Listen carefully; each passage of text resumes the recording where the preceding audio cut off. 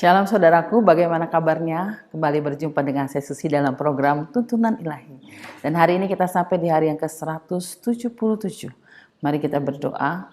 Bapa di dalam surga, kami mengucap syukur kepadamu buat kesempatan yang indah di mana kembali kami boleh belajar firman Tuhan. Mari berbicara buat setiap kami.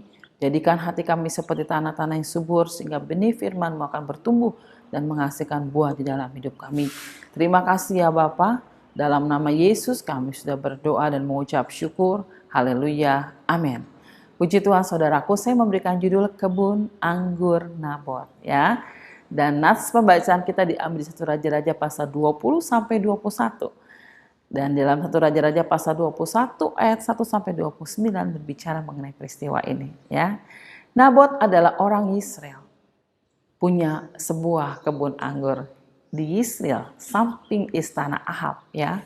Berkatalah Ahab, berikanlah kepadaku kebun anggurmu. Aku akan memberikan kepadamu kebun anggur yang lebih baik. Atau membayar dengan uang ya.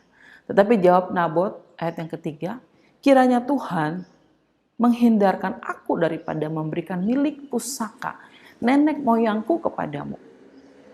Ahab masuk dengan kesal hati, ya begitu kusam ya. Ia berbaring dan tidak mau makan.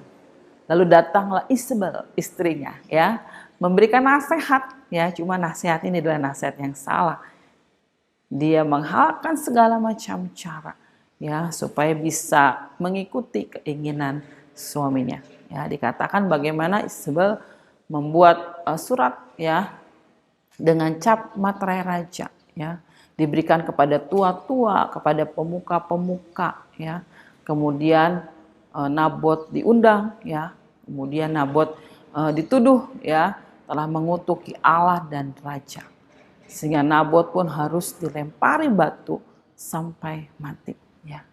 Tetapi firman Tuhan datang kepada Nabi Elia mengatakan bahwa engkau telah merampas, engkau telah membunuh ya tempat di mana anjing menjilat darah Nabot, disitulah anjing juga akan menjilat darahmu ya, seperti itu.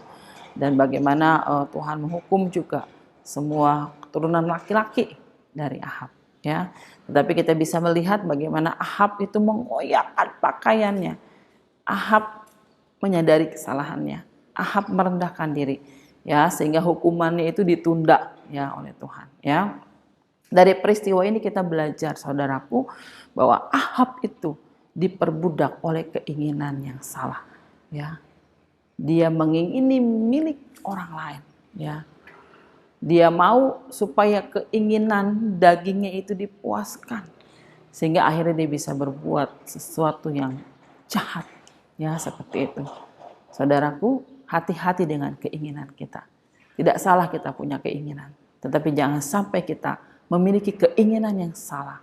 Jangan sampai kita ingin memuaskan keinginan daging kita dan akhirnya menjerat kita kepada dosa ya.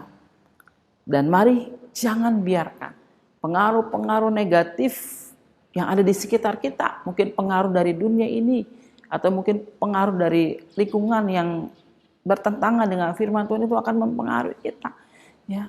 Tapi biarlah kita akan sungguh-sungguh memberikan pengaruh yang positif kepada orang-orang di sekitar kita ya. Ingat saudaraku, setiap dosa apapun yang kita lakukan itu pasti ada akibatnya ya. Dan biarlah saudaraku kita akan senantiasa menjaga hati kita, menjaga pikiran kita, sehingga yang kita lakukan adalah keinginan-keinginan roh, keinginan Tuhan yang membawa kemuliaan bagi nama Tuhan ya.